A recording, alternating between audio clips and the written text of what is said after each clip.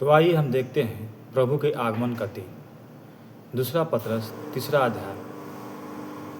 हे प्रियो, अब मैं तुम्हें यह दूसरी पत्री लिखता हूँ और दोनों में शुद्ध दिलाकर तुम्हारे शुद्ध मन को उभरता हुआ कि तुम इन बातों को जो पवित्र भविष्यवक्ताओं ने पहले से ही कही है और प्रभु और उद्धारकर्ता की उस आज्ञा को स्मरण करो जो तुम्हारे प्रेरितों के द्वारा दी गई थी।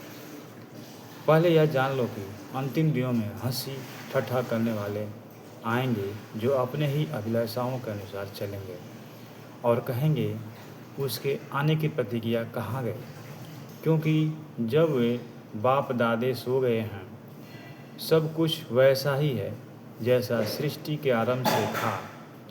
वे तो जानबूझकर यह भूल गए कि परमेश्वर के वचन के द्वारा आकाश प्राचीन काल से विद्यमान है और पृथ्वी भी जल में से बनी और जल में स्थिर है। इसी के कारण उस युग का जगत जल में डूबकर नष्ट हो गया, पर वर्तमान काल के आकाश और पृथ्वी उसी वचन के द्वारा इसीलिए रखे गए हैं कि जलाए जाए और ये भक्तिहीन मनुष्यों के न्याय और नष्ट होने के दिन तक ऐसे ही रखे रहेंगे। हे प्रियो, यह बात तुमसे छिपी न रहेगी। प्रभु के यहाँ एक दिन 1000 वर्ष के बराबर है और 1000 वर्ष एक दिन के बराबर है। प्रभु अपनी प्रतिज्ञा के विषय में देर नहीं करता जैसे देर कुछ लोग समझते हैं, पर तुम्हारे विषय में धीरज धरता है और नहीं चाहता कि कोई नष्ट हो, वरन यह कि सब मन फिराव का अवसर मिले।